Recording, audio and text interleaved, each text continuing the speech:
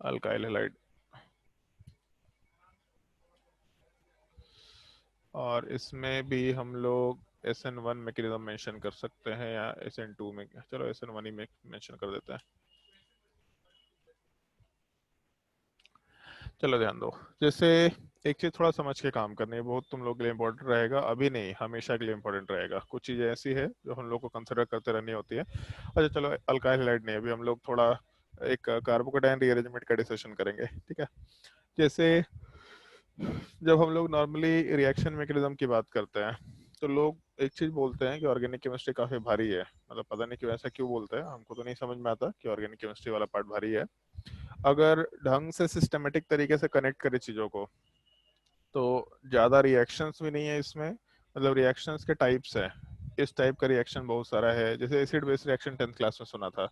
मान लो 10th class का पहला टॉपिक था केमिकल रिएक्शन एंड इक्वेशन। तो केमिकल रिएक्शन एंड इक्वेशन वाले पार्ट में सबसे पहले कॉम्बिनेशन रिएक्शन था, तो बहुत सारे टाइप के कॉम्बिनेशन रिएक्शन थे। लेकिन उन सारे के सारे पार्ट को हम लोग आराम से कॉम्बिनेशन रिएक्शन कैटेगरी में डाल सकते हैं।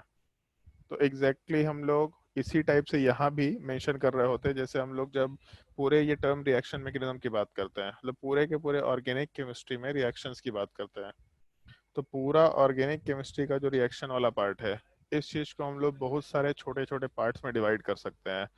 और मेरे हिसाब से अप्रोक्सीमेटली 60 रिएक्शंस हैं जिसमें हम लोग इस पूरे के पूरे टॉपिक को डिवाइड कर सकते हैं। मतलब पूरा 11th क्लास 12th क्लास का जो रिएक्शन मैकेनिज्म है, जो 11th क्लास में लास्ट में भी देखा होगा तुम लोगों ने, लास्ट में तुम्हारा जो पोर्शन होता है ये क्या बोलते हैं, हाइड्रोकार्बन वाला पार्ट, अल्कीन का रिएक्शन, अल्कीन का रिएक्शन, अल्काइन का रिएक्शन, उन सब को इंक्लूड करते हो, क्योंकि बिना ऑप्टिकल आइसोमेरिज्म के हम लोग कहीं भी नहीं जा सकते। नॉर्मली सवाल होता है कि हम एक बार एक छोटा सा पार्ट मेंशन करते हैं।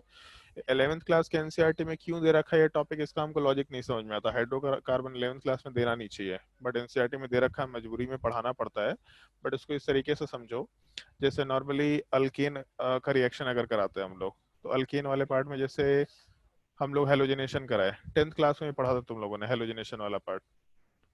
तो Cl2 के साथ H का रिएक्शन कराए या Br2 के साथ H का रिएक्शन कराए, वहां पे सिंपल सा रिएक्शन था। CH4 वाले पार्ट में अगर हम लोग Cl2 का रिएक्शन कराए तो उस केस में CH3Cl प्लस HCl का फॉर्मेशन हुआ। ऐसा नॉर्मली लिखा करते हैं। तो हम लोग का जो अल्कीन वाला पार्ट है, अगर अल्कीन में हम लोग हेलोजनेशन कराते हैं तो उस केस में आराम से हेलोजन का एडिशन हो सकता है। सवाल ये नहीं पूछता है केवल find the total number of product, ये सवाल ये नहीं पूछेगा कि इसका ये रिएक्शन का प्रोडक्ट क्या होगा। सवाल ये पूछेगा find the total number of product including stereo isomer. मतलब ये भी है कि प्रोडक्ट क्या बनेगा ये मालूम होना चाहिए, लेकिन सवाल में ये बाय डिफॉल्ट इन जनरल रहता है find the total number of product including stereo isomer. अब जैसे ये जो रिएक्शन है, ये रिएक्शन वाला पार्ट क्लास 11th का टॉपिक है, ठीक है, पूरा का पूरा रिएक्शन केवल क्लास 11th में आता है। लेकिन ये जो स्टीरियो आइसोमेरिज्म का पार्ट है, ये तो क्लास 12 का पार्ट है, ये जस्ट अभी पढ़ा हम लोगों ने 12th में, एनसीईआरटी में भी पहला टॉपिक ने दे रखा। तो जब तक हम लोग आइसोमेरिज्म ना पढ़े तब तक इस टॉपिक को पढ़ने का ज़्यादा कोई सेंस नहीं बनता है। बट ये प्रॉब्लम एक्चुअली ना बोकारो में फेस करते हैं। मतलब बोकारो में क्योंकि स्कूल्स के हिसाब से काम करना पड़ता है, तो इसीलिए हम लोग को थोड़ा सीक्वेंस चेंज करना पड़ता है। बट फिर भी हम रिएक्शन मैकेनिज्म में छेड़छाड़ नहीं करना चाहते, इसलिए हम उस चीज़ को ड्रॉप करना ज़्यादा बेटर ऑप्शन समझते हैं। तो ऑप्टिकल आइसोमेरिज्म क्लास 12 में पढ़ाओ, फिर रिएक्शन मैकेनिज्म कंप्लीटली एक ही बार आराम से कंप्लीट कर सकते हैं, जो नियर अबाउट 2 से ढाई महीना चलेगा। मतलब 2.5 महीने में, आज तुम्हारे जैसे अप्रोक्सीमेटली जून अगस्त शुरू हुआ है तो अगस्त सितंबर, ये 2 महीना और अक्टूबर का 10 से 15 दिन, तुम्हारा पूरा ऑर्गेनिक केमिस्ट्री वाला पार्ट कंप्लीट हो जाएगा, क्लास 11 से लेकर के क्लास 12 तक का पार्ट। अब नॉर्मली होता क्या है, जैसे हम लोग नॉर्मली इसको करते क्या है, जैसे जो तुम्हारे सीनियर लोग से कभी सुना होगा, कुछ वो सीनियर लोग मिलते हैं बहुत सारे लोगों को 12th क्लास में 11th क्लास में, यार ऑर्गेनिक केमिस्ट्री तो बहुत भारी है। वो वैसे लोग होते हैं जो ऑर्गेनिक केमिस्ट्री को रटने के फॉर्मेट में रखते हैं कि इसको हम रट रहे हैं, ये टॉपिक को रटे जा रहे हैं, ये रटे जा रहे हैं।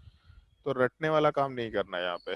जैसे ऑर्गेनिक केमिस्ट्री वाले पार्ट में पहले समझो फिर रटना। याद तो रखना ही है, याद तुमको रिजल्ट्स वैसे भी रखने हैं, रिएक्शंस याद रखने हैं, लेकिन कुछ सर्टेन तरीके से जब उसको याद रखेंगे तो थोड़ा फास्टली काम कर पाएंगे। और इसीलिए यहाँ पे मेंशन किए कि याद करने के लिए 60 टाइप के रिएक्शंस है। वो आइदर एक सिंपल रिएक्शन हो सकता है या फिर एक क्लासिफिकेशन ऑफ रिएक्शन हो सकता है। जैसे रिडॉक्स रिएक्शन है तो क्लासिफिकेशन ऑफ रिएक्शन है, acid base reaction classification of reaction है, तो उस तरह के कुछ स्पेसिफिक रिएक्शन हो सकते हैं। लेकिन जैसे एक इस्टरीफिकेशन रिएक्शन सुना था तुम लोगों ने, बहुत ही स्पेसिफिक रिएक्शन है। तो केवल दो ही कंपाउंड में इस तरह का पार्ट होता है, ज्यादा कुछ कॉम्प्लिकेशन नहीं होता। उस तरह के रिएक्शंस की भी बात करेंगे हम लोग। नॉर्मली हम लोग जब ये 60 रिएक्शंस की बात करेंगे तो इन 60 रिएक्शंस में 13-14 तो हम लोग के मैकेनिज्म होते हैं। क्या क्या नाम हो सकता है, पहले इस चीज का बस एक ओवरव्यू दे रहे हैं। जैसे अभी क्लास 12th में हमको लगता है स्कूल में बहुत सारे लोगों ने सुना होगा इस चीज को, और अगर नहीं भी सुना तो भी, SN1 रिएक्शन, ये एक सिमिलर टाइप, जैसे एसिड बेस्ड रिएक्शन है, तो सिमिलर टाइप से SN1 रिएक्शन एक मैकेनिज्म टाइप का पार्ट है, ठीक है। दूसरा SN2 क्या होता है कि करके हम लोग डिस्कस करते जाएंगे, SN2 मैकेनिज्म। फिर उसके बाद तीसरा पार्ट SNI रिएक्शन, बहुत ही स्पेसिफिक टाइप का रिएक्शन है, तीसरा रिएक्शन जो कंसिडर कर सकते हैं।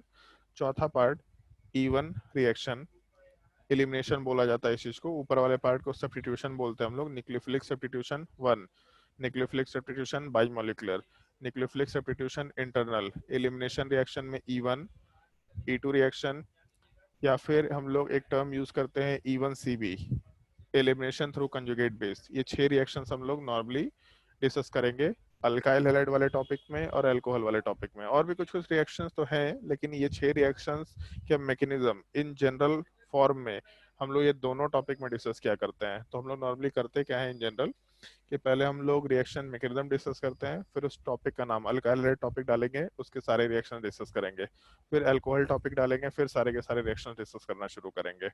इसके अलावा जैसे इलेक्ट्रोफिलिक एडिशन रिएक्शन, एक ये टर्म होता है जो हम लोग को डिस्कस करना होता है। इसके अलावा न्यूक्लियोफिलिक एडिशन रिएक्शन 9 नंबर में, फ्री रेडिकल मैकेनिज्म। और फ्री रेडिकल में बहुत सारे टाइप के रिएक्शन होंगे, बेसिकली 10 रिएक्शंस हैं जिसको याद रखना होगा, उस फ्री रेडिकल के टाइप के ही पार्ट होंगे। इसमें 10 रिएक्शंस है जो अपने को ध्यान रखना है, फ्री रेडिकल मैकेनिज्म। उसके बाद 10 नंबर वाले पार्ट में इलेक्ट्रोफिलिक सब्स्टिट्यूशन रिएक्शन, उसको हम लोग SEAR से रिप्रेजेंट करते हैं, इलेक्ट्रोफिलिक सब्स्टिट्यूशन एरोमेटिक। तो SEAR से नाम आराम से मेंशन कर सकते हैं। फिर इस चीज को हम लोग इलेक्ट्रोफिलिक सब्स्टिट्यूशन रिएक्शन भी बोलते हैं, ESR रिएक्शन वाला पार्ट। फिर उसके बाद हम लोग एक और टर्म यूज करते हैं, SNAE रिएक्शन, या फिर इसी चीज को हम लोग SNTH रिएक्शन भी बोलते हैं, nucleophilic substitution addition followed by elimination. तो ये जो 11 मैकेनिज्म है, ये इन जनरल थोड़े जनरलाइज टाइप के मैकेनिज्म है जो हम लोग को याद रखना ही रखना होगा, मतलब ये तो याद रखना एक मस्ट कंडीशन होता है।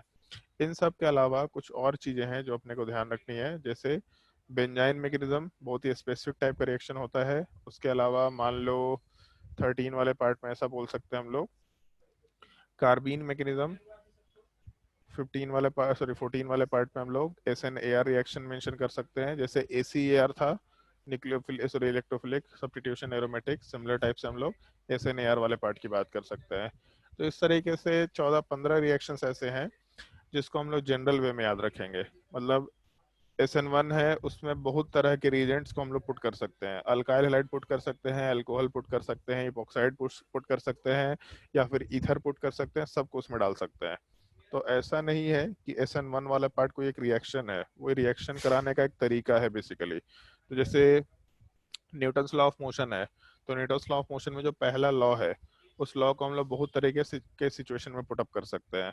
तो उसी टाइप से यहाँ पे जैसे SN1 है, वो एक लॉ है या एक पाथवे है, एक मैकेनिज्म को हम लोग नॉर्मली पाथवे बोल सकते हैं। उस पाथवे को फॉलो करते हुए हम लोग बहुत सारे रिएजेंट्स को उसमें पुटअप कर सकते हैं।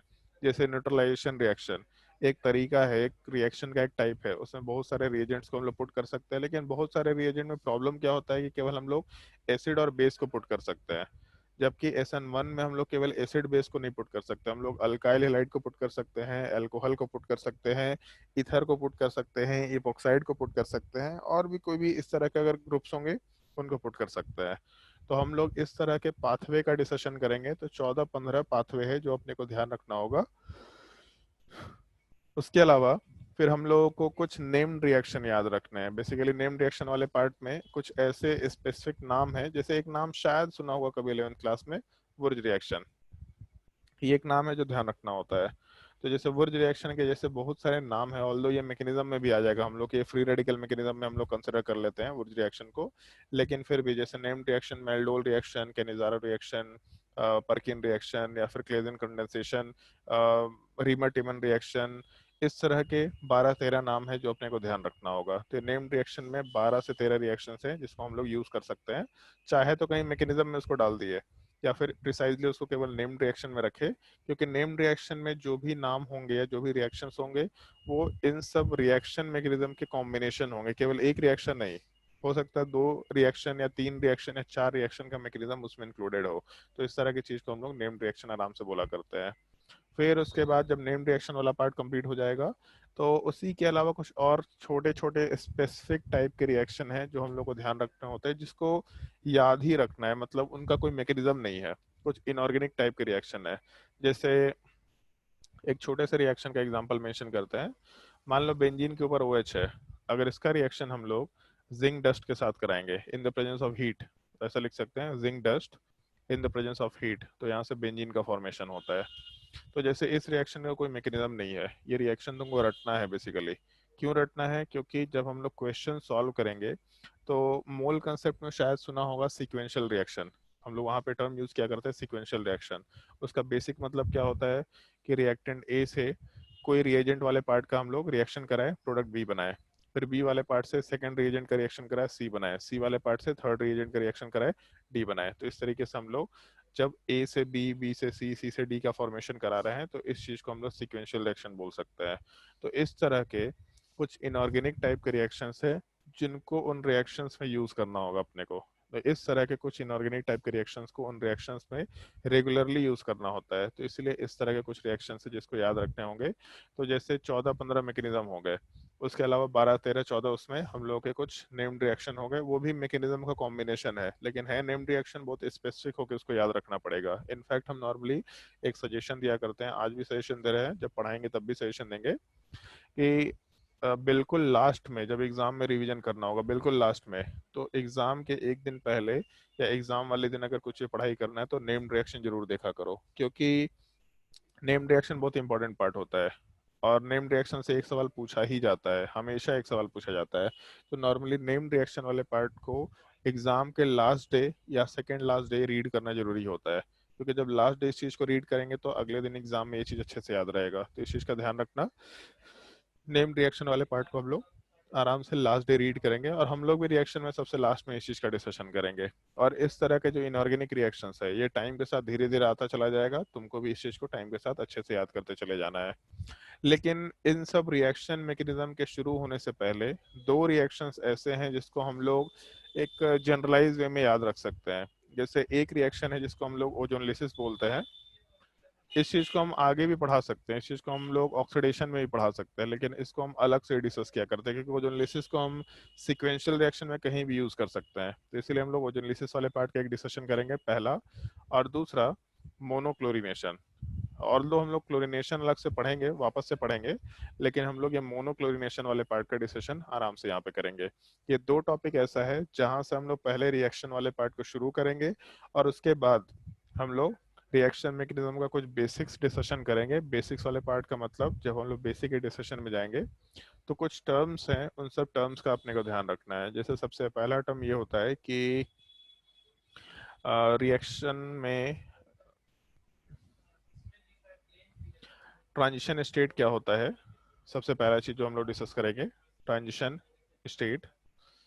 दूसरा पार्ट इंटरमीडिएट क्या होता है, किसी भी रिएक्शन से रिलेटेड ये कुछ कुछ छोटे छोटे टर्म्स हैं जिन टर्म्स को अपने को थोड़ा ध्यान रखना होगा। फिर उसके बाद रिएक्शन कोऑर्डिनेट डायग्राम क्या होता है, रिएक्शन कोऑर्डिनेट डायग्राम, ऑल्दो इस चीज को तुम लोगों ने केमिकल काइनेटिक्स में पढ़ा भी है। जो हम लोग रिएक्शन कराते हैं तो रिएक्शन वाले पार्ट में रिएक्टेंट से जब प्रोडक्ट में जाते हैं तो एक इमेजिनरी स्टेट के थ्रू होते हुए जाते हैं। ये सबसे टॉप मोस्ट पॉइंट को हम लोग ट्रांजिशन स्टेट भी बोला करते हैं। तो ये रिएक्शन कोऑर्डिनेट डायग्राम क्या होता है, इस एक चीज का हम लोग डिस्कशन करेंगे।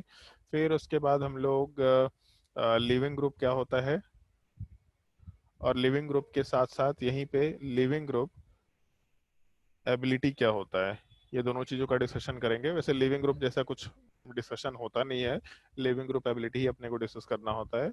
फिर उसके बाद इलेक्ट्रोफाइल क्या होता है, ये लिखने का एक तरीका होता है इलेक्ट्रोफाइल, ये चीज क्या होता है, इस चीज का हम लोग को इन्फॉर्मेशन डालना है। और इसके बाद हम लोग सॉल्वेंट की बात करेंगे। जैसे ऑल दो केमिकल बॉन्डिंग में भी हम लोग इस चीज़ का डिस्कशन करते हैं, थोड़ा बहुत याद होगा तुम लोगों को कि हम लोग अरे हाँ सॉरी, केमिकल बॉन्डिंग वाले पार्ट में जब डिस्कशन करते हैं तो वहाँ पे polar solvent, non polar solvent इस तरह की बात करते हैं। लेकिन हम लोग यहाँ पे ऑर्गेनिक केमिस्ट्री में एक और भी क्लासिफिकेशन यूज करते हैं।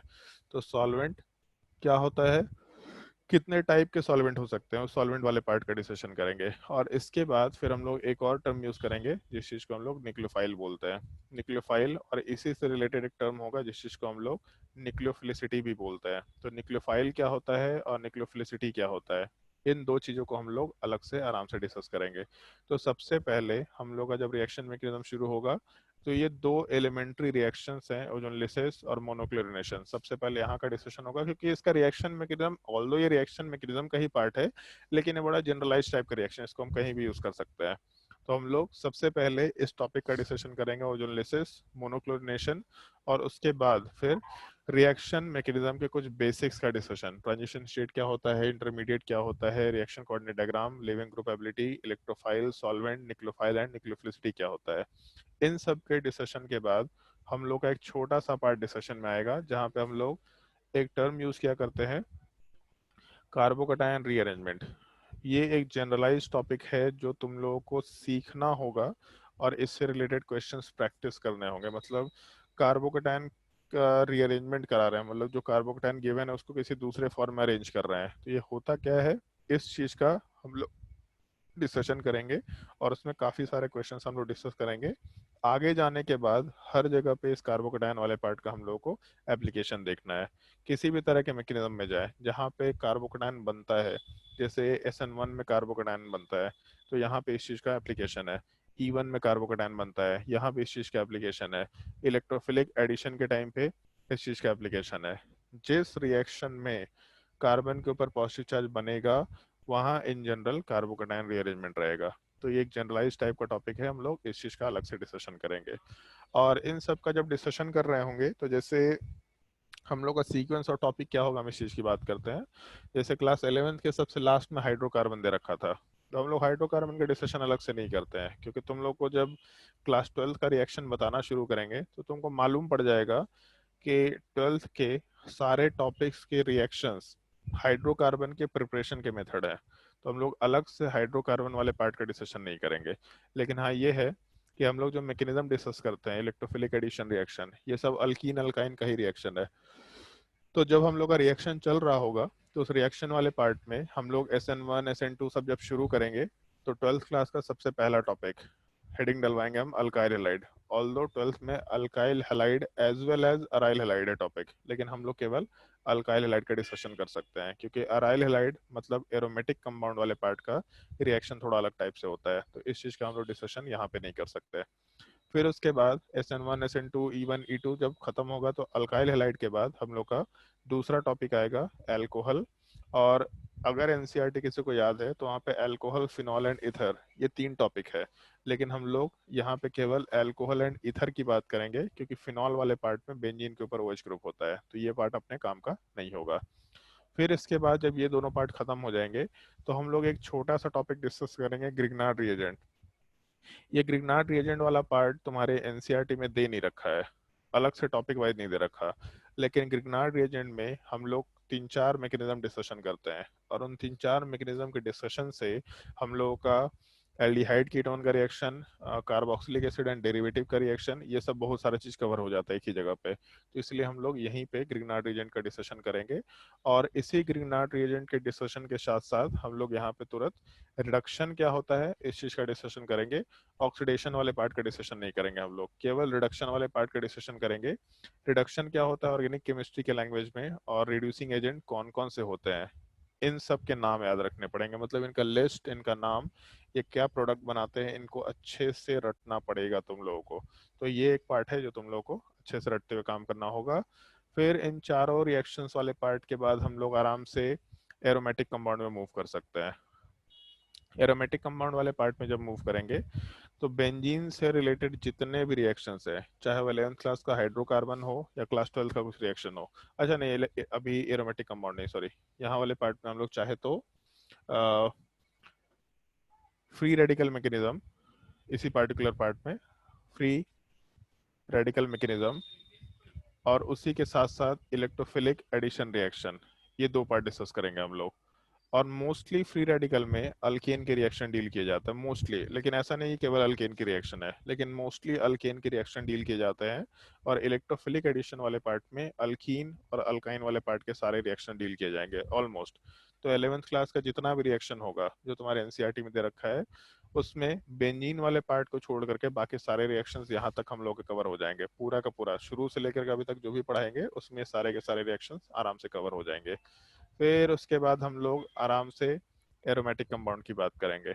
और एरोमेटिक कंपाउंड मेरे हिसाब से तुम्हारे कॉम्पिटिटिव पॉइंट ऑफ व्यू से वन ऑफ द सबसे इम्पोर्टेंट टॉपिक है, क्योंकि जब भी सवाल होगा रिएक्शन मैकेनिज्म का तो उसमें 2 या 3 सवाल एरोमेटिक कंपाउंड का मतलब बेंजीन या बेंजीन रिंग से एसोसिएटेड सवाल होगा। इसी में हम लोग का 2 पार्ट होगा। एक पार्ट जो क्लास 11th के ऊपर बेस्ड है, केवल एक पार्ट ACAR वाला part, electrophilic substitution reaction, electrophilic aromatic substitution, ये क्लास 11th के ऊपर बेस्ड है। इस चीज को हम लोग सबसे पहले डिस्कस करेंगे, तो 11th क्लास का तुम्हारा बेंजीन से रिलेटेड रिएक्शन पूरा कंप्लीट हो जाएगा। उसके बाद हम लोगों का सेकेंड पार्ट शुरू होगा SNAR, जो तुम्हारा अराइल हैलाइड वाले पार्ट को रिप्रेजेंट करता है। अराइल हैलाइड में ये रिएक्शन दे रखा।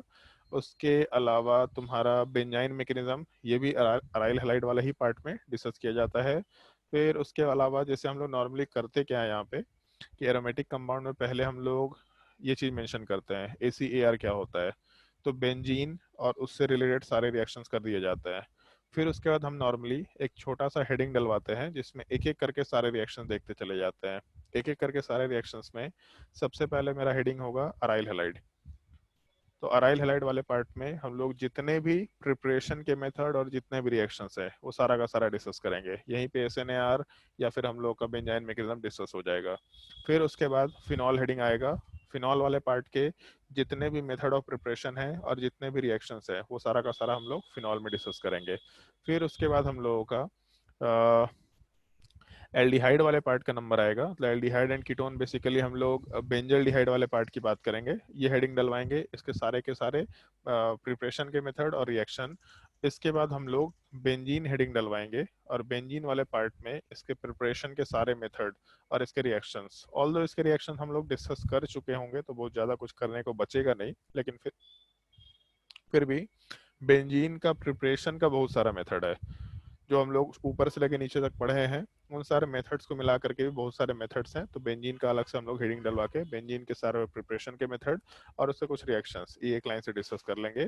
और अपना एरोमेटिक, हाँ इसके बाद एक और रिएक्शन यहाँ पे बच जाएगा, अमाइन का प्रिपरेशन और अमाइन के सारे रिएक्शन। और इसी एक पोर्शन में तुम्हारे ऑर्गेनिक केमिस्ट्री का सबसे इम्पोर्टेंट रिएक्शन जो इन जनरल दिया ही जाता है, हम लोग आराम से डाइजोटाइजेशन रिएक्शन वाला पार्ट मेंशन कर सकते हैं। मतलब इन जनरल ये रिएक्शन वाला पार्ट दिया जाता है, डाइजोटाइजेशन रिएक्शन वाला पार्ट। मतलब हमेशा हम लोग डाइजोटाइजेशन रिएक्शन वाला पार्ट के ऊपर सवाल पूछा करते हैं। और जैसे नॉर्मली इस चीज को एनिलीन के फॉर्मेट में रखा जाता है। मतलब अगर हम लोग बेंजीन वाला पार्ट दे रखा तो बेंजीन के ऊपर अगर NH2 है तो इस चीज को एनिलीन बोला करते हैं। तो रिएक्शन वाले पार्ट में एनिलीन से रिलेटेड ये एक छोटा सा रिएक्शन है जो बहुत ही इंपॉर्टेंट रिएक्शन है बेंजीन से एसोसिएटेड। क्योंकि हम लोगों को अगर कभी भी बेंजीन वाले पार्ट के ऊपर रिएक्शंस कराना है, कभी भी बेंजीन के ऊपर रिएक्शन कराना है जो हम लोग नॉर्मली नहीं करा सकते, तो हम लोग उसको एनिलीन में कन्वर्ट करते हैं। एनिलीन को फिर डाइजोटाइजेशन रिएक्शन में लेके जाते हैं, फिर जो चाहे वो रिएजेंट बेंजीन वाले पार्ट में एसोसिएट कर सकते हैं।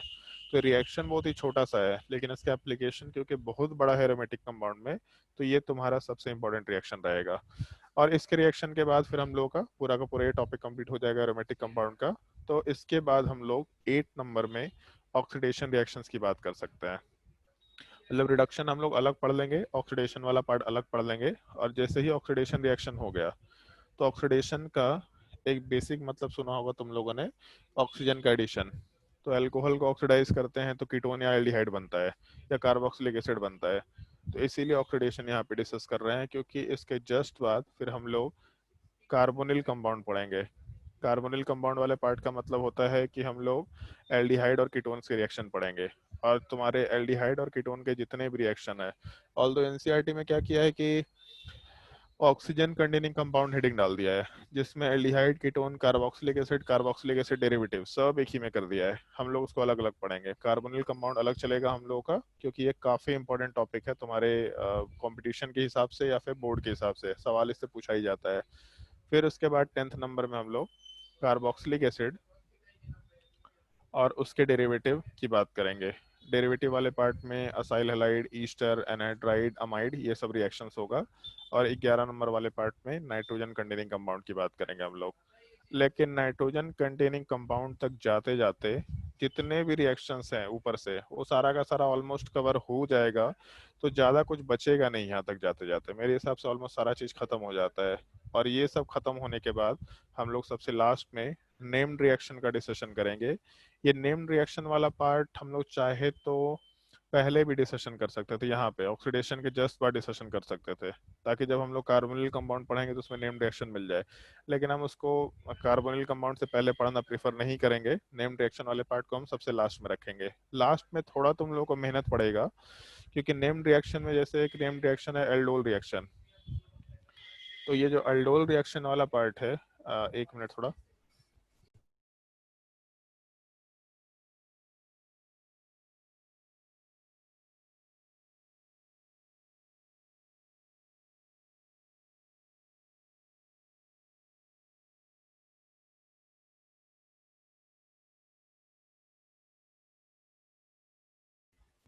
हाँ, तो इस केस में जो जैसे एल्डोल रिएक्शन वाला पार्ट है, तो एल्डोल रिएक्शन वाला पार्ट एक्चुअल में कार्बोनिल कंपाउंड का रिएक्शन है, एक्चुअल में एल्डिहाइड कीटोन का रिएक्शन है।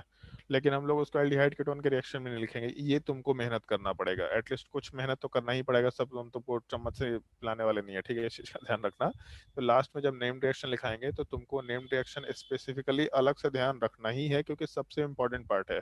हर साल नेम्ड रिएक्शन से दो सवाल फिक्स रहता ही रहता है, हर साल, चाहे वो मेंस हो, चाहे एडवांस हो, चाहे नीट हो, चाहे बोर्ड हो, एक सवाल तो कम से कम रहेगा। तो इसलिए सबसे इंपॉर्टेंट पार्ट है। और नेम रिएक्शन में 12 से 13 रिएक्शंस है, तो तुमको मालूम हो जाना चाहिए कि अच्छा ये एल्डिहाइड कीटोन का रिएक्शन है, कार्बोक्सिलिक एसिड का रिएक्शन है, कि नाइट्रोजन कंटेनिंग कंपाउंड का रिएक्शन है। मोस्टली एल्डिहाइड कीटोन का ही रिएक्शन है, लेकिन लास्ट के तीनों टॉपिक्स का कंबाइंड रिएक्शन है, ऐसा बोल सकते हैं हम लोग। तो इसलिए थोड़ा ध्यान रखना, हम लोग ये टोटल इतना टॉपिक डिस्कस करने वाले हैं। उसमें शुरुआत का जो टॉपिक है बड़े आराम से डिस्कस करेंगे, बहुत धीरे धीरे, क्योंकि पहली बार इस चीज को सुन रहे हैं ना, जैसे साइकिल चला रहे, तो साइकिल चलाते वक्त पहली बार पैडल मारो, हैंडल ऐसे मोड़ा जाता है, ये किया जाता है, वो किया जाता है, शुरू के एक रिएक्शन, दो रिएक्शन, तीन रिएक्शन, चार रिएक्शन, पांच रिएक्शन, बड़ा धीरे धीरे चलेगा। अगर यहाँ तक के पार्ट में चीजें सीख गए तो बहुत अच्छी चीज है। क्लास अगर कंटिन्यू किया बिल्कुल रेगुलर तो बहुत अच्छी चीज है।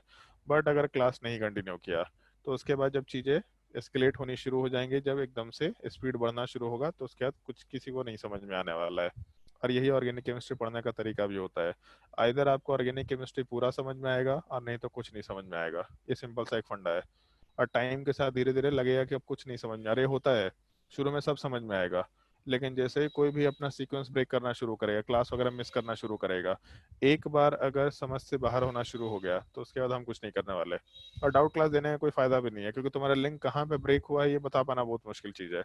तो अगर लिंक ब्रेक हो गया तो छोड़ देना, फिर उसके बाद रट लेना सारा का सारा एनसीईआरटी से, रिएक्शन का लिस्ट बना लेना। हमको लगता है कि मुश्किल से 200 या 250 रिएक्शंस होंगे, उन 250 रिएक्शंस का लिस्ट बना लेना, उसको रट जाना कि ये रिएक्शन होता है, ये रिएक्शन होता है, ये रिएक्शन होता है, ये रिएक्शन का ये प्रोडक्ट बनता है, इस रिएक्शन का ये प्रोडक्ट बनता है।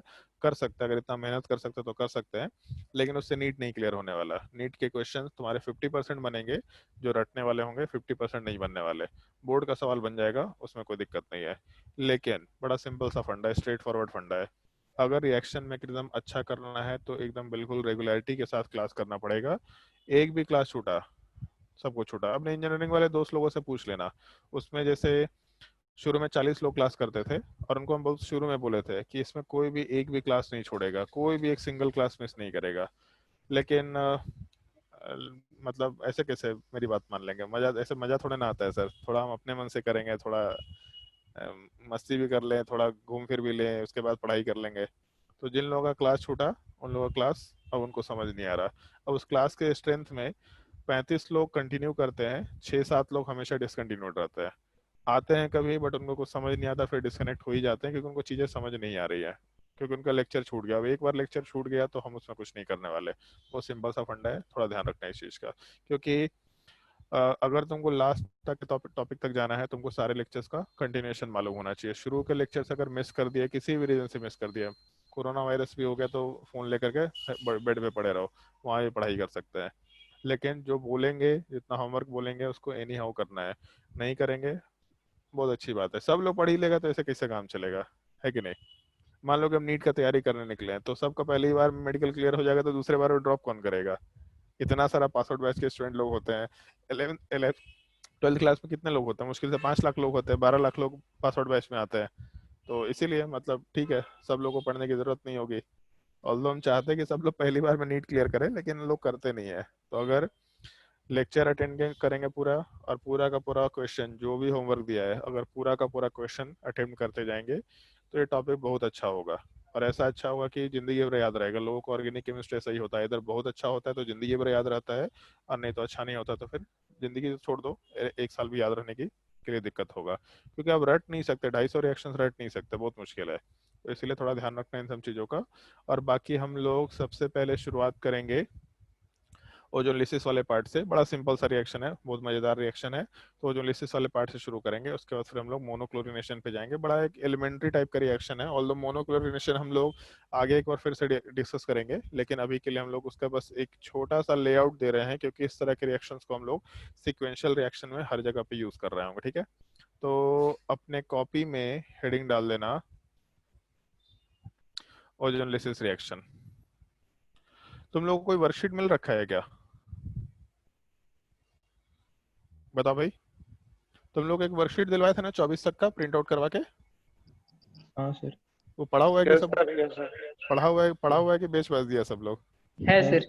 अच्छा है, क्योंकि उसमें वो जोलिसिस रिएक्शन का सवाल दे रखा था शायद से, और मोनोक्लोरिनेशन का भी दे रखा था या नहीं दे रखा था, है किसी का पढ़ा हुआ। कि हमको जहाँ हाँ तक सर, ध्यान है देख कि रहे हैं। उसमें वो जोलिसिस का सवाल दे रखा था, या फिर मोनोक्लोरिनेशन का सवाल दे रखा था। और अगर नहीं होगा तो बता देना, इसका वर्कशीट शायद अलग से बना होगा, उसमें उसका क्वेश्चन अलग से दिलवा देंगे।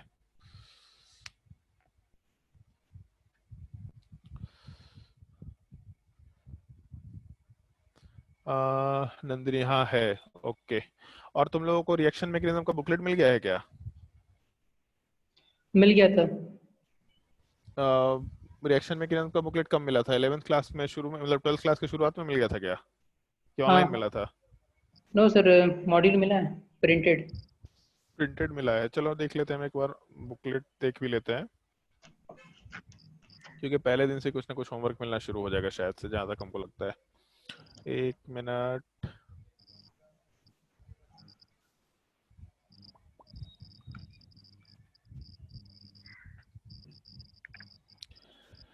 Reaction mechanism. हम्म। हाँ ठीक है, ओके। भेज देते हैं तुम्हारे ग्रुप में बुकलेट।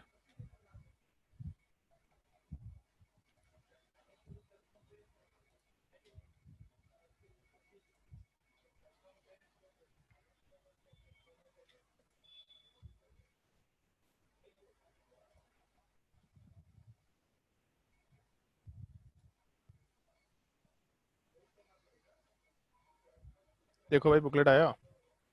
हाँ सर, आ गया। ओके। हाँ सर, अभी। ठीक है, 1 सेकंड रुक जाओ।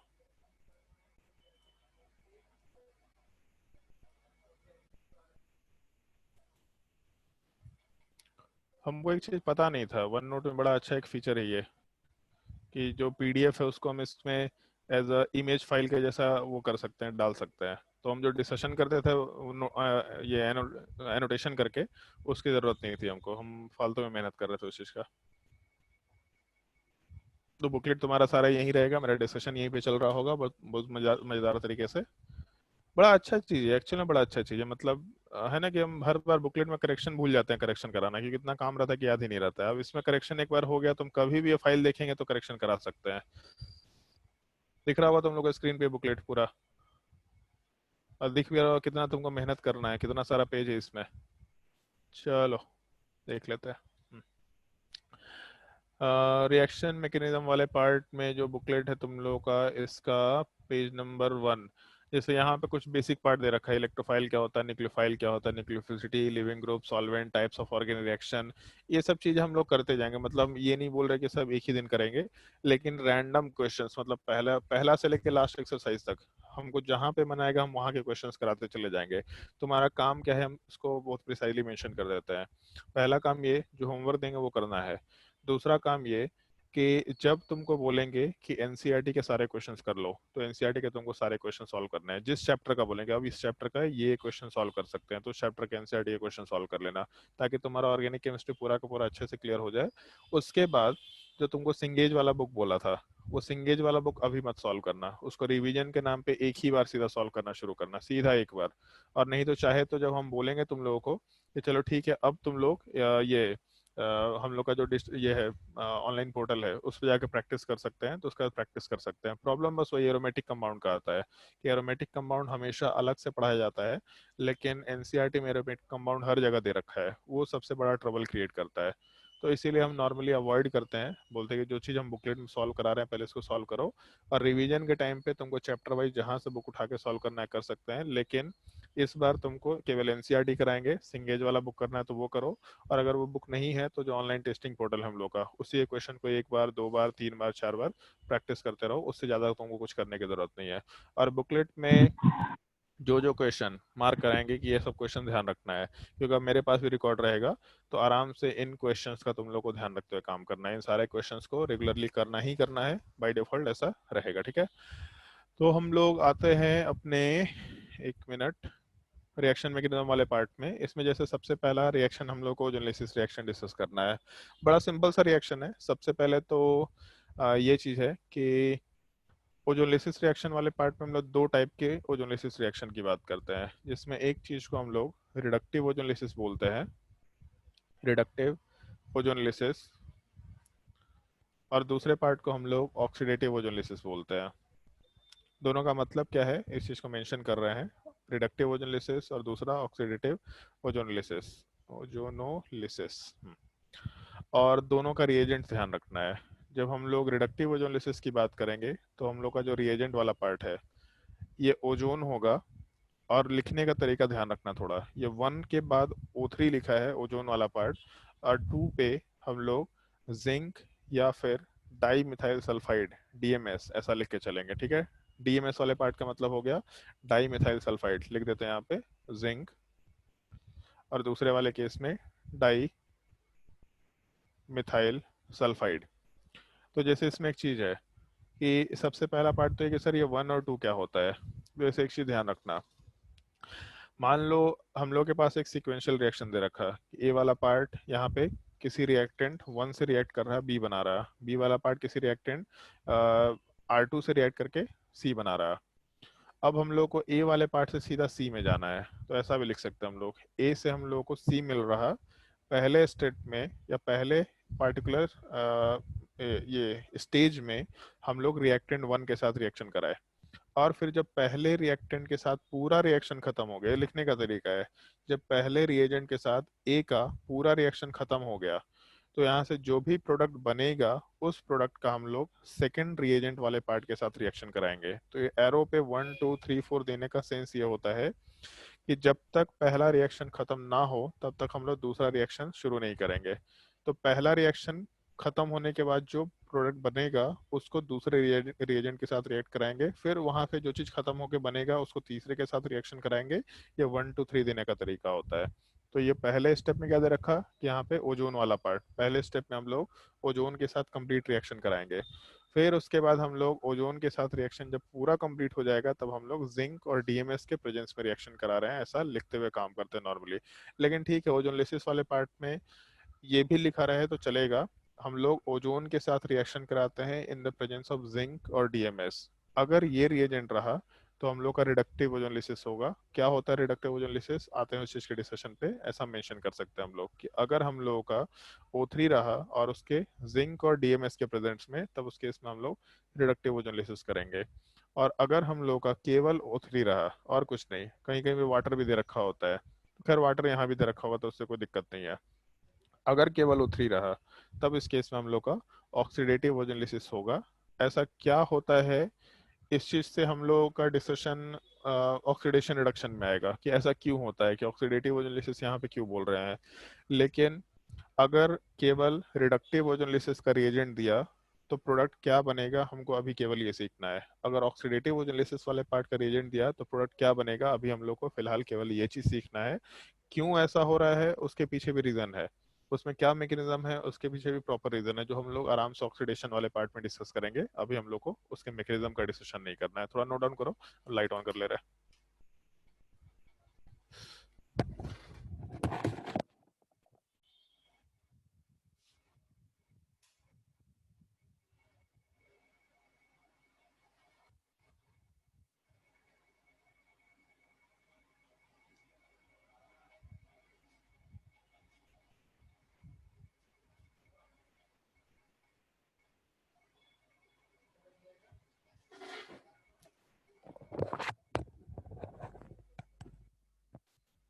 किसी को कोई डाउट होगा तो पूछ सकता है।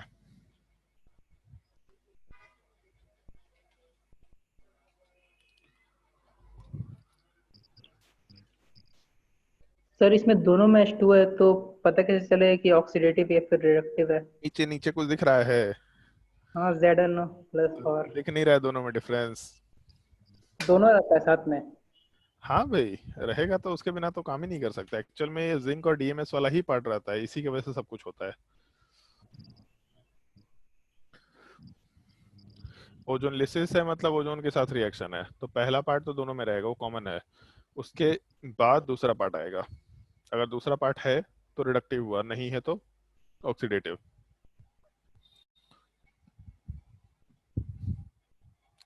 चलो ध्यान दो, एक छोटे से पार्ट पे ध्यान देना और थोड़ा ढंग से ध्यान देना। जैसे 10th क्लास में एक चीज सुना था, ऑक्सीडेशन और रिडक्शन। तो ऑक्सीडेशन वाले पार्ट में नॉर्मली हम लोग टर्म मेंशन करते हैं एडिशन ऑफ ऑक्सीजन या रिमूवल ऑफ हाइड्रोजन, और रिडक्शन वाले पार्ट में addition of hydrogen removal of oxygen. खैर हम लोग मतलब केवल एडिशन के टर्म में अगर बात करें तो ऑक्सीडेशन का मतलब है एडिशन ऑफ ऑक्सीजन, और रिडक्शन का मतलब है एडिशन ऑफ हाइड्रोजन। तो नॉर्मली होता क्या है कि हम लोग जब ऑक्सीडेशन की बात करते हैं तो हम लोग केवल ऑक्सीजन का एडिशन करते चले जाते हैं। कोई भी एक रिएक्टेंट है, ऑक्सीजन का एडिशन कराओ, प्रोडक्ट बनेगा। और कोई ऑक्सीजन ऑक्सीजन का एडिशन कराओ, फिर से प्रोडक्ट बनेगा। नॉर्मली एक चीज का थोड़ा ध्यान रखना, जैसे अगर हम लोग एक कार्बन कंटेनिंग कंपाउंड का ऑक्सीडेशन कराते हैं तो जब कार्बन से कोई इलेक्ट्रोनेगेटिव एटम अटैच्ड है, कोई भी इलेक्ट्रोनेगेटिव एटम जैसे ऑक्सीजन अटैच्ड है, तो जब कार्बन से कोई इलेक्ट्रोनेगेटिव एटम अटैच्ड होगा तभी इन जनरल उसका ऑक्सीडेशन होता है। अदरवाइज कंबशन करा सकते हैं या रिगोरस कंडीशन में हम लोग ऑक्सीडेशन भी करा सकते हैं, लेकिन इन जनरल, जैसे इन जनरल बोल रहे हैं, हमेशा नहीं। अल्कीन का भी ऑक्सीडेशन होता है, वहां पे कोई इलेक्ट्रोनेगेटिव एटम नहीं होता, बट क्योंकि पाई बॉन्ड है तो इसलिए उधर पॉसिबिलिटी होता है। बट अल्केन के केस में ऑक्सीडेशन काफी मुश्किल होता है, हो जाता है कभी कभी लेकिन काफी मुश्किल होता है। बट इन जनरल जिस कार्बन से ऑक्सीजन अटैच्ड होता है उस कार्बन पे ही ऑक्सीडेशन हुआ करता है। और नॉर्मली एक चीज का थोड़ा ध्यान रखना, ये ऑक्सीडेशन में रिपीट भी करेंगे हम लोग, जिस कार्बन के ऊपर ऑक्सीजन प्रेजेंट है उस पे जितने हाइड्रोजन्स हैं हम लोग उतने बार ऑक्सीडेशन करा सकते हैं। जैसे CH3OH है, तो CH3OH में जिस कार्बन के ऊपर ऑक्सीजन प्रेजेंट है इस कार्बन के ऊपर टोटल 3 हाइड्रोजन्स है। अगर 3 हाइड्रोजन है तो 3 बार ऑक्सीडेशन करा सकते हैं। जब एक बार ऑक्सीडेशन कराएंगे तो ऐसे लिखने का मतलब है नेसेंट ऑक्सीजन, शायद वर्ड सुना होगा। नेसेंट ऑक्सीजन मतलब एटॉमिक ऑक्सीजन। जब हम लोग एक बार नेसेंट ऑक्सीजन के साथ रिएक्शन कराएंगे तो हम लोग का एक H हटेगा और OH में कन्वर्ट होगा। तो अपने पास जो कार्बन के ऊपर OH है इसको वैसे ही छोड़ दो। 3 हाइड्रोजन में से कोई भी एक हाइड्रोजन, मतलब जिस कार्बन से OH अटैच्ड है, केवल वही कार्बन, जिस कार्बन से OH अटैच्ड है उसके ऊपर जो 3 हाइड्रोजन्स है उसमें से किसी एक हाइड्रोजन वाले पार्ट को हम लोग आराम से OH में कन्वर्ट कर सकते हैं जब ऑक्सीडेशन होगा तब। तो सबसे पहला स्टेप आराम से ऐसा ऑक्सीडेशन करा सकते हैं।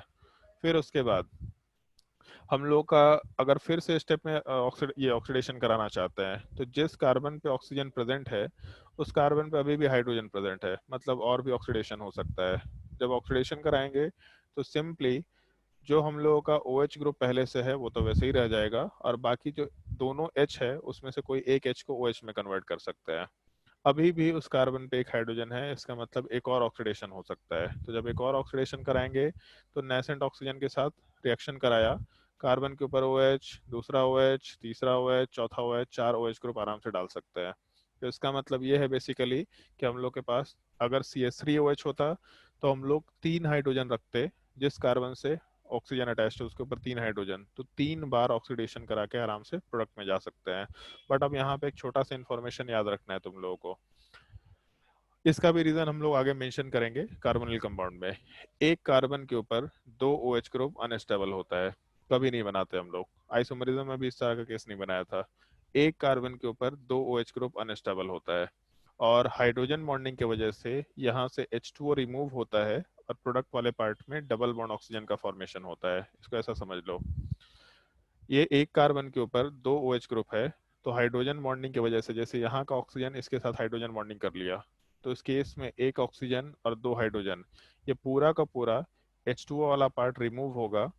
और क्योंकि इस कार्बन का एक बॉन्ड लूज हो रहा है, ये पूरा OH ग्रुप हट रहा है, मान लो ये OH ग्रुप को यहाँ से हटा दिए, यहाँ से H को हटा दिए, तो इस कार्बन का एक बॉन्ड लूज हो गया, इस ऑक्सीजन वाले पार्ट का भी एक बॉन्ड लूज हो गया, तो ये दोनों बॉन्ड आपस में ही बना लेगा, ऐसे डबल बॉन्ड ऑक्सीजन का फॉर्मेशन करा सकते हैं।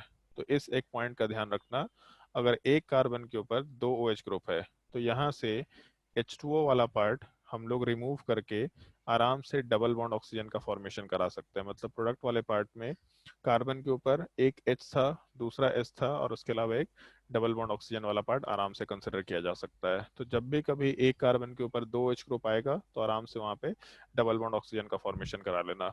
अब यहाँ पे पॉइंट ये हो जाता है कि जैसे अगर मान लो कि यहाँ पे 2 OH ग्रुप में से एक H2O हट करके ऐसा बन गया, तो फिर हम लोग इस स्ट्रक्चर में तो जा ही नहीं सकते, लेकिन इससे कोई दिक्कत नहीं है। जिस कार्बन के ऊपर ऑक्सीजन है उसके ऊपर हाइड्रोजन प्रेजेंट है, इसका मतलब यहाँ भी ऑक्सीडेशन कराया जा सकता है। ऑल्दो हम लोग इस स्टेप के बाद सीधा नीचे चले गए तो इन सब का कोई ज्यादा सिग्निफिकेंस नहीं है, इसको छोड़ सकते हैं। लेकिन यहाँ से जब नीचे गए तो जिस कार्बन पे ऑक्सीजन प्रेजेंट है अगर उस पे हाइड्रोजन प्रेजेंट है, इसका मतलब आराम से ऑक्सीडेशन हो सकता है। तो जब ऑक्सीडेशन कराएंगे तो कार्बन डबल बॉन्ड ऑक्सीजन है और इस पे 2 हाइड्रोजन प्रेजेंट है, दोनों में से किसी एक हाइड्रोजन को हम लोग आराम से OH में कन्वर्ट कर सकते हैं। तो यहाँ से हम लोग का कार्बोक्सिलिक एसिड का फॉर्मेशन हुआ, जैसे यहाँ पे एल्डिहाइड या कीटोन में से कुछ रहा और यहाँ वाले पार्ट में कार्बोक्सिलिक एसिड वाले पार्ट का फॉर्मेशन हुआ।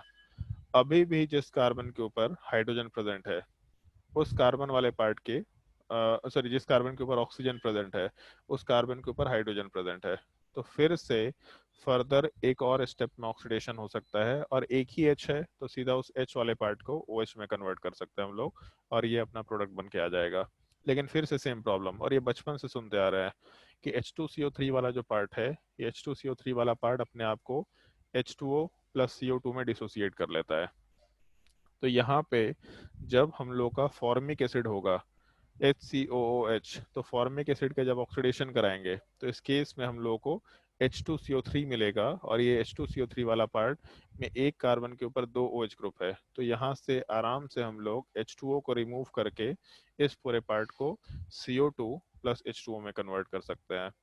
तो हम लोग फॉर्मिक एसिड के ऑक्सीडेशन के बाद H2CO3 भी लिख सकते हैं या CO2 भी लिख सकते हैं, दोनों ही एग्जैक्टली सही चीज होगा, दोनों में कोई दिक्कत नहीं है।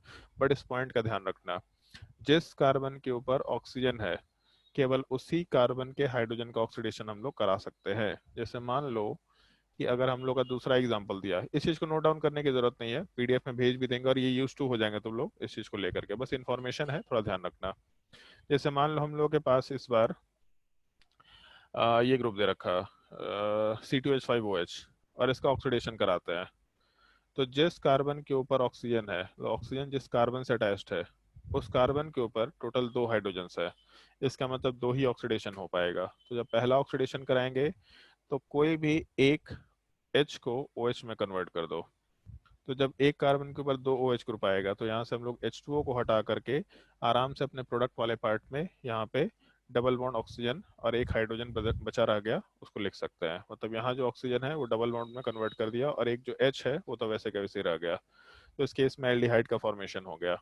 फिर जिस कार्बन के ऊपर ऑक्सीजन है उससे एक हाइड्रोजन अटैच्ड है, मतलब फर्दर ऑक्सीडेशन हो सकता है। तो जब ऑक्सीडेशन कराएंगे तो आराम से प्रोडक्ट वाले पार्ट में H की जगह पे OH ग्रुप आएगा और यहाँ डबल बॉन्ड ऑक्सीजन लिख सकते हैं। तो अपने स्ट्रक्चर वाले पार्ट को अगर कंसिडर करना शुरू करें तो इस पूरे स्ट्रक्चर में जब एक हम लोग का 1 डिग्री अल्कोहल है, तो 1 डिग्री अल्कोहल का मतलब क्या, OH जिस कार्बन से अटैच है उसका डिग्री 1 होना चाहिए। तो 1 डिग्री अल्कोहल के ऑक्सीडेशन वाले पार्ट से एल्डिहाइड मिलेगा हम लोगों को, और एल्डिहाइड वाले पार्ट के ऑक्सीडेशन से हम लोगों को कार्बोक्सिलिक एसिड का फॉर्मेशन मिलेगा। यहाँ फर्दर ऑक्सीडेशन नहीं करा सकते क्योंकि यहाँ पे जिस कार्बन पे ऑक्सीजन है उस पर कोई हाइड्रोजन नहीं है, तो यहाँ फर्दर कोई ऑक्सीडेशन नहीं होगा। ऐसा हम लोग आराम से मेंशन करते हुए काम कर सकते हैं।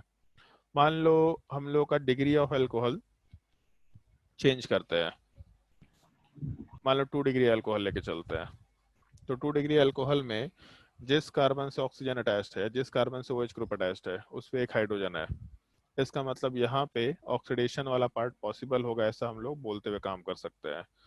अगर ऑक्सीडेशन कराएंगे तो एक OH तो था ही, उसके अलावा जो H है नीचे, वो H वाला पार्ट OH में कन्वर्ट हो गया। तो यहाँ से हम लोग आराम से H2O हटाए, और जब H2O को हटाए तो प्रोडक्ट वाले पार्ट में डबल बॉन्ड ऑक्सीजन का फॉर्मेशन हुआ। तो अपने अल्कोहल वाले पार्ट से जब ऑक्सीडेशन कराए तो कीटोन बन गया, लेकिन जिस कार्बन पे ऑक्सीजन है उस पर कोई हाइड्रोजन प्रेजेंट नहीं है। इसका मतलब अब यहाँ पे अगर ऑक्सीडेशन कराएंगे तो हम लोग का फर्दर कोई रिएक्शन नहीं होने वाला है, तो कीटोन का ऑक्सीडेशन नहीं हो सकता है। इन चीज़ों का थोड़ा ध्यान रखते हुए काम करना है। अगर हम लोग का एल्डिहाइड है तो एल्डिहाइड का ऑक्सीडेशन होगा और एसिड बनेगा, बट अगर कीटोन बनता है तो कीटोन वाले पार्ट का फर्दर कोई ऑक्सीडेशन नहीं होगा, वो कीटोन के जैसा ही रह जाएगा। अब जैसे हम लोग ओजोनलिसिस की बात करते हैं तो दो नाम यूज किया था, ऑक्सीडेटिव ओजोनलिसिस और दूसरा रिडक्टिव ओजोनलिसिस। तो ये जो ऑक्सीडेटिव ओजोनलिसिस है, मालूम पड़ रहा है कि ऑक्सीडेशन जैसा कुछ चीज है यहाँ पे।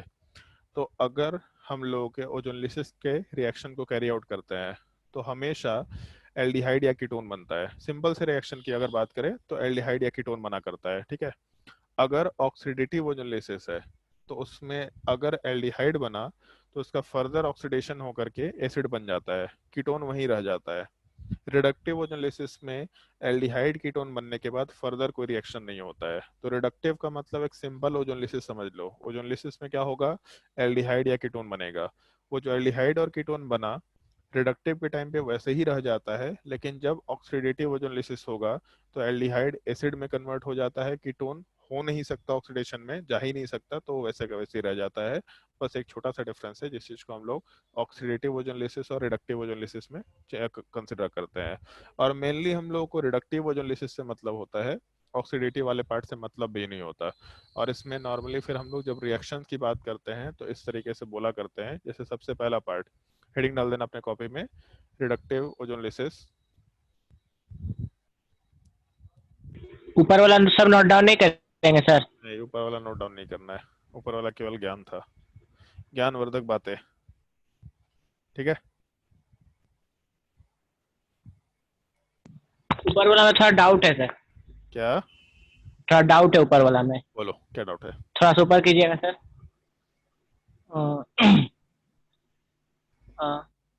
और ऊपर? हाँ, एक मिनट सर, यही था। नहीं सर, बहुत ऊपर आ गया। अरे गजब नालायक है। सर रहने दीजिए, मिलेगा तो हम आपसे भी पूछ लेंगे बाद में। देख यहाँ पे, जल्दी देख।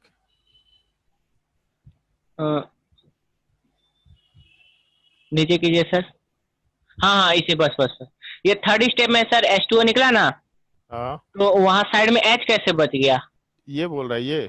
हाँ, इसमें एक H नहीं है क्या? हाँ उसमें ना है, लेकिन आप तो साइड में दे दिए हैं ना। साइड में दे दिया मतलब? तो वो तो सेंटर में है ना। अबे अंधेर नगरी चौपट राजा, एक यस सर। कार्बन दो कार्बन, यहाँ एक कार्बन दो कार्बन, दूसरे कार्बन से H अटैच्ड है, दूसरे कार्बन से H अटैच्ड है। मेरा मन जैसे दे। ओ हाँ हाँ, हमको और लगा। नहीं लगा सर का वो। क्या मतलब होता है? टेट्राहेड्रल शेप और ट्रायंगुलर प्लैनर शेप का कुछ सिग्निफिकेंस आता है जिंदगी में कि नहीं आता है? Yes sir. और कोई डाउट किसी को? चलो ध्यान दो। जैसे जब हम लोग रिडक्टिव ओजोनलिसिस की बात करते हैं तो अभी हम केवल अल्कीन वाले पार्ट का रिएक्शन डिस्कस कर रहे हैं, अल्काइन को हम लास्ट में थोड़ा डिस्कस करेंगे। बड़ा सिंपल सा रिएक्शन है। मान लो अगर हम लोग का एक अल्कीन दे रखा और इसका रिएक्शन हम लोग ओजोन के साथ कराते हैं, सॉरी O3 के साथ कराते हैं in the presence of zinc या फिर DMS, डाइमिथाइल सल्फाइड। तो इस केस में रिएक्शन बस सिंपली ऐसा करना है तुम लोगों को प्रोडक्ट बनाते वक्त कि यहाँ जो डबल बॉन्ड होगा, जो भी अल्कीन दे रखा होगा, और ये नहीं कि एक अल्कीन, जितने भी अल्कीन्स होते हैं वो सारे के सारे अल्कीन, जो हम लोगों का डबल बॉन्ड है, इस डबल बॉन्ड को ब्रेक कर देना, और जिन दोनों कार्बन के बीच में डबल बॉन्ड था उन दोनों कार्बन के ऊपर एक एक ऑक्सीजन डबल बॉन्ड से अटैच कर देना। क्योंकि कार्बन का जब डबल बॉन्ड ब्रेक किया है तो कार्बन का 2 वैलेंसी खराब हो रहा है, तो उसका 2 वैलेंसी फुलफिल करना है। कैसे फुलफिल होगा? तो जो बॉन्ड ब्रेक किए हम लोग, जिन दोनों कार्बन के बीच में बॉन्ड ब्रेक किए, उन दोनों पे हम लोग ऑक्सीजन को प्लेस करके वहां पे आराम से डबल बॉन्ड वाले पार्ट का फॉर्मेशन कर देंगे। तो इस केस में यहाँ वाले पार्ट में एक कार्बन डबल बॉन्ड ऑक्सीजन, दूसरे वाले पार्ट में भी एक कार्बन डबल बॉन्ड ऑक्सीजन, और बीच वाला पार्ट तो हम लोग ब्रेक करके तोड़ दिए तो बीच वाला पार्ट गायब हो जाएगा। तो इस केस में यहाँ से आराम से ये प्रोडक्ट का फॉर्मेशन हो जाना है। तो हम इस प्रोडक्ट को अलग से लिख देते हैं। यहाँ वाले पार्ट में जो डबल बॉन्ड है, बोलने का भी ये लैंग्वेज होता है, डबल बॉन्ड तोड़ो और ऑक्सीजन जोड़ो। तो जब डबल बॉन्ड उसको तोड़ दिया और दोनों कार्बन जिसके बीच में डबल बॉन्ड था उस पर ऑक्सीजन वाले पार्ट को जोड़ करके जब प्रोडक्ट बनाना शुरू किए, तो उसके इसमें R के साथ C double bond O H एक प्रोडक्ट, उसके अलावा R डैश के साथ C double bond O H दूसरा प्रोडक्ट। ये टोटल हम लोग 2 प्रोडक्ट्स की बात कर सकते हैं आराम से। समझ आया सवाल? इससे सिंपल सवाल जिंदगी में कुछ नहीं होता है मेरे हिसाब से, बस डबल बॉन्ड तोड़ना होता है और ऑक्सीजन जोड़ जोड़ के प्रोडक्ट बनाना होता है। नोट कर लो। सर डबल बॉन्ड तोड़ते क्यों है सर? मेरा मन।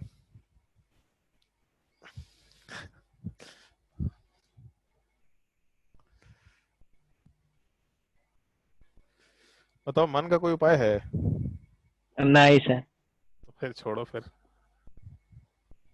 लेकिन मन मानता भी तो नहीं है सर। मन मानता नहीं तो मन लाठी आता है काम में।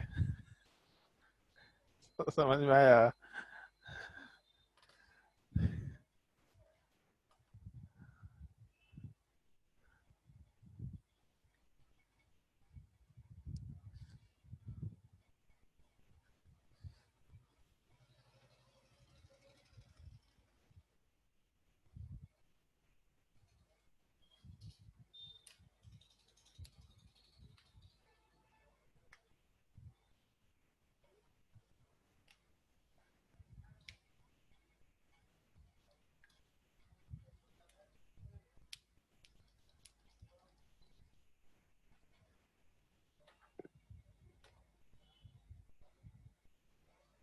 चलो ध्यान दो। जैसे इसमें कुछ कुछ पॉइंट्स का ध्यान रखना होगा। पहले तो ये पॉइंट कि जब हम लोग अल्कीन का रिडक्टिव ओजोलिसिस कराते हैं, तो रिडक्टिव ओजोलिसिस के टाइम पे जितने भी डबल बॉन्ड्स होते हैं वो सारे के सारे डबल बॉन्ड को ब्रेक करते हैं हम लोग। तो सबसे पहला पॉइंट यही मेंशन करना नोट में, during ओजोलिसिस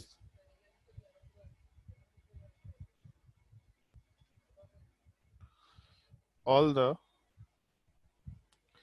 pi bonds are broken। Ozonolysis के टाइम पे जितने भी पाई बॉन्ड्स है वो सारे के सारे पाई बॉन्ड्स को हम लोग ब्रेक करेंगे। इस एक चीज का थोड़ा ध्यान रखना होता है।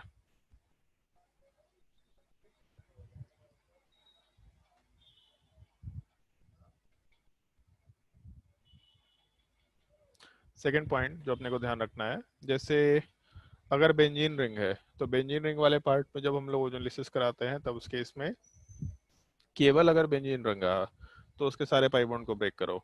लेकिन अगर बेंजीन रिंग के अलावा कोई भी ग्रुप में, वो पूरे कंपाउंड में कोई भी पाई बॉन्ड रहा तो बेंजीन रिंग का ओजोलिसिस नहीं होता है। इस एक चीज का ध्यान रखना। अगर प्योरली केवल बेंजीन रिंग है, कहीं कोई और पाई बॉन्ड नहीं दे रखा और मतलब कोई अल्कीन नहीं दे रखा, तब उस केस में बेंजीन रिंग को ब्रेक करने के अलावा कोई ऑप्शन नहीं है। लेकिन अगर बेंजीन के अलावा कोई भी दूसरा अल्कीन अल्काइन का यूनिट दे रखा तो उस केस में हम लोग बेंजीन रिंग वाले पार्ट को कुछ नहीं करेंगे। इस एक चीज का ध्यान रखना है। तो इसके नीचे पॉइंट मेंशन कर लो, if only benzene ring is given, then the pi bonds of benzene ring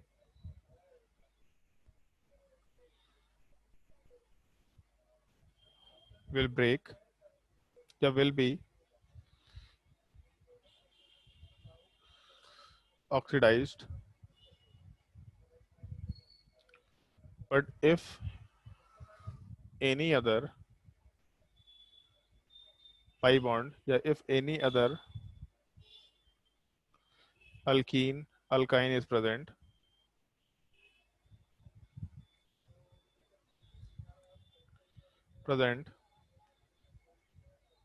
then benzene ring will remain unaffected.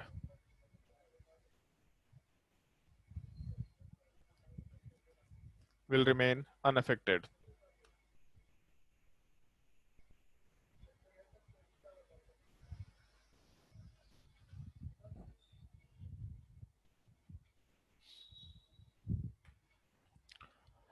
चलो क्वेश्चन ट्राई करना शुरू करो, और इन क्वेश्चंस के बाद फिर हम लोग अल्काइन वाले पार्ट का ओजोनलिसिस और ऑक्सीडेटिव ओजोनलिसिस क्या होता है इस चीज का डिस्कशन करेंगे। पहले ऑक्सीडेटिव करेंगे कुछ क्वेश्चंस के बाद, फिर उसके बाद अल्काइन वाले पार्ट का ऑक्सीडेटिव रिडक्टिव ओजोनलिसिस क्या होता है इस चीज का डिस्कशन करेंगे। ऑल्दो अल्काइन वाला पार्ट ज्यादा काम का नहीं होता, बट फिर भी डिस्कशन कर लेंगे। क्वेश्चन नोट करो।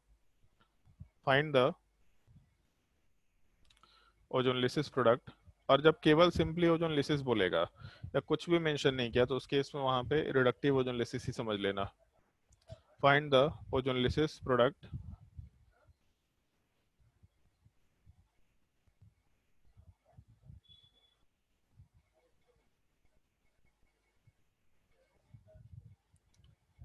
ट्राई करते जाओ।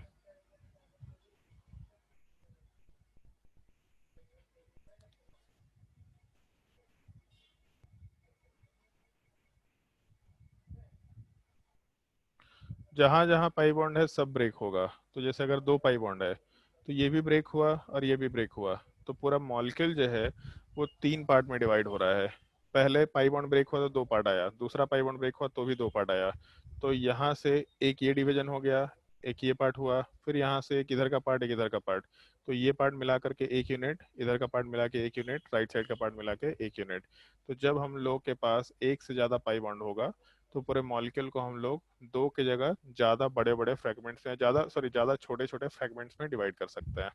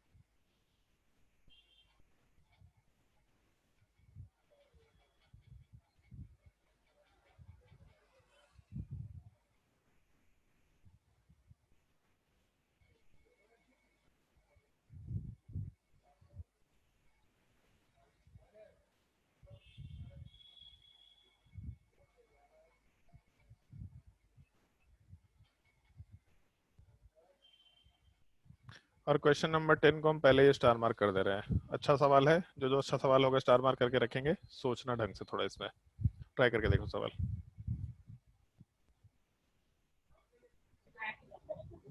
ऊपर कीजिए सर, क्वेश्चन छूट गया है। कौन सा? 2 से ही छूट गया है। 2 से ही छूट गया है? हम बनाने लग गए थे इसीलिए। तो गजब गधा आदमी नहीं है तुम, कहाँ से लाता है ऐसा दिमाग? 2, 3, 4 ही छूटा है सर, 5 से फिर कवर कर लिए हैं। जल्दी छाप।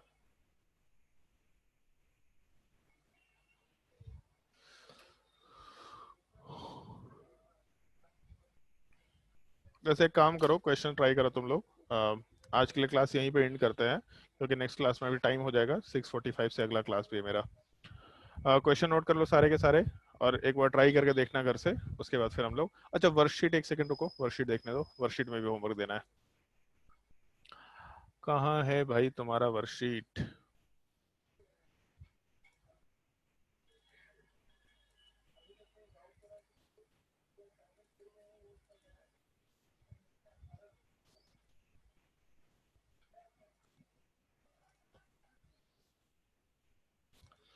वर्कशीट तो नहीं था यार उसमें।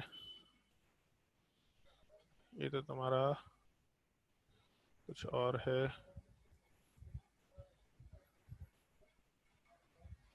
स्टीरियोआइसोमरिज्म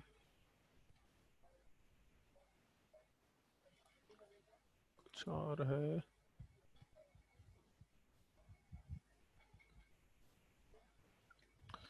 ये भी कुछ और है।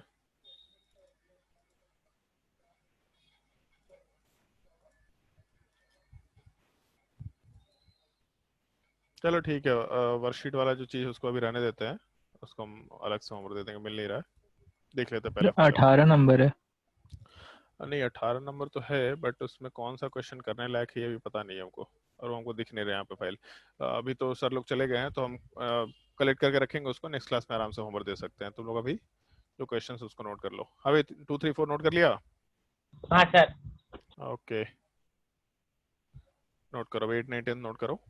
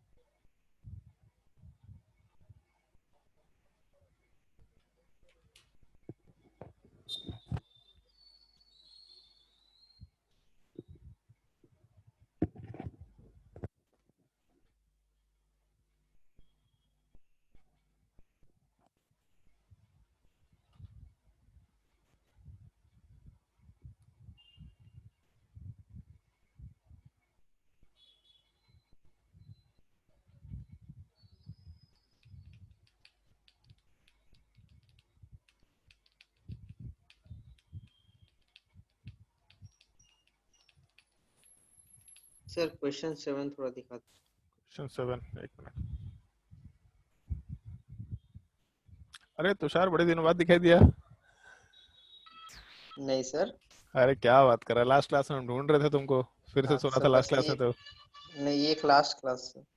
क्या लास्ट क्लास बस सर, नहीं थे। Last class? बस उससे पहले तो गायब ही था, फिर लास्ट क्लास गायब नहीं हुआ। सर, उससे पहले वाले में थे सर। अरे तो ऐसे ही ना, बहुत दिनों बाद, एक दिन बाद आता है, फिर गायब हो जाता है, फिर सोता है कुंभकर्ण टाइप। 6 महीने में एक बार उठता है, फिर सो जाता है, खाना वाना खा पी के। नहीं नहीं सर, रेगुलर है। अरे क्या बात कर रहा है, झूठ बोलेगा।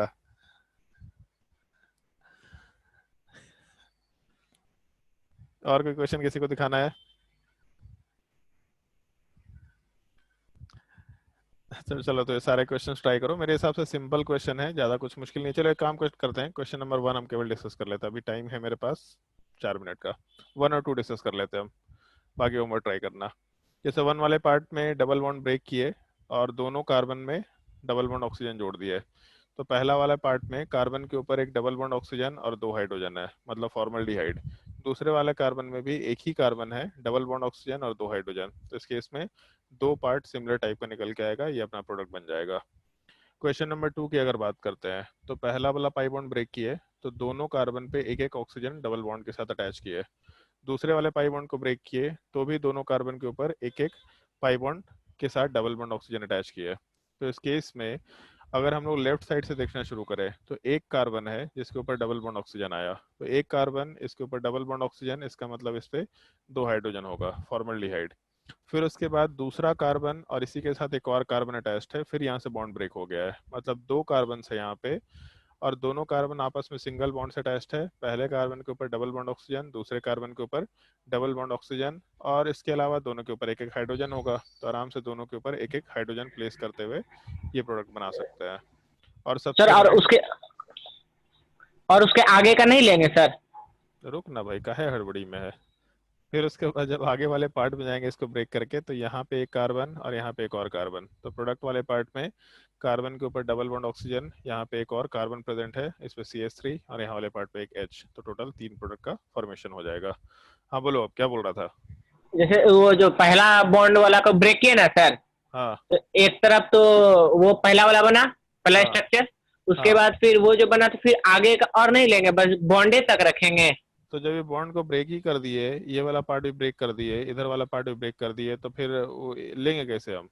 तुम्हारा वो हाथ पर दोनों तोड़ करके हटा देंगे तो बचेगा क्या तुम्हारे पास? नहीं, हमको लगा ना सर पहले ई बॉन्ड को तोड़ेंगे फिर उसके बाद फिर वो बॉन्ड को अरे तोड़ेंगे। इतना मेहनत काहे करना है तुमको? तुमको लगता काहे है इतना, ये बताओ। पहले ई बॉन्ड को तोड़ेंगे फिर उसके बाद ई बॉन्ड को तोड़ेंगे। ऐसे ही खाना खाता है क्या? पहले रोटी खाएंगे, अच्छा नहीं, चाय तुमसे तुम्हारे घर वाले तुमसे ऐसे चाय बना करके तुमको देते नहीं होंगे, पहले तुम दूध पिएगा, फिर चीनी डालेगा, फिर चाय पत्ती डालेगा, फिर तवा पे बैठ जाएगा, है ना? ऐसे ही करता है क्या?